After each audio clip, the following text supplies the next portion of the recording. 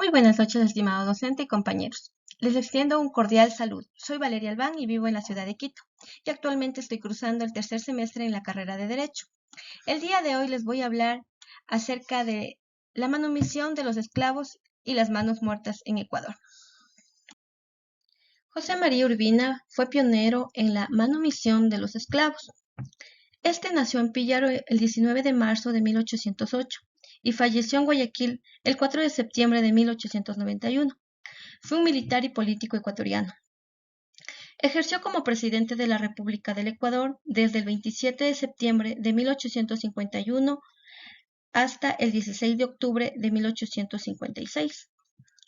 En Ecuador se proclama el 24 de julio de 1851 el decreto donde se estableció un sistema de indemnización a los amos. Este fue pionero en la abolición de la esclavitud el 25 de septiembre de 1851. Expulsó a los jesuitas del Ecuador en 1852. Declaró la liberación de la esclavitud negra e indígena y la renegociación de la deuda externa. Un dato curioso. Dinamarca fue el primer país en abolir oficialmente la trata de negros en 1792.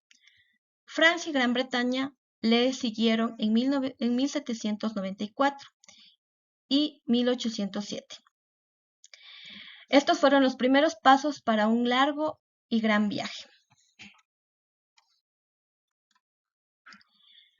La manumisión, en definitiva, era una vía de extinción de la esclavitud.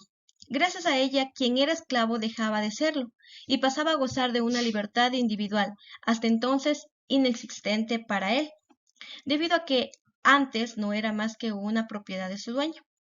La manumisión se le conocía como el proceso de liberar a un esclavo, con lo que se convertía en un liberto. Fue una práctica común en Roma y en sus dominios a lo largo de su historia. Con respecto a la etimología de la palabra manumisión, podemos decir que su origen es el latín y que la conforman los siguientes dos conceptos léxicos. El sustantivo manus, que podemos traducir como mano, y el verbo mittere, arrojar, enviar. El verbo original en latín, que también se define como darle a un esclavo su libertad, era manumiter. Ley de manos muertas en Ecuador. El 6 de noviembre de 1908 se expide la Ley de Manos Muertas. Bajo esta se confiscan los bienes inmuebles del clero para el beneficio de la asistencia pública. La idea de la nacionalización de los bienes de manos muertas fue planteada ya por los liberales españoles del siglo XVIII y discutida a fondo en las Cortes Constitucionales del Cádiz de 1812.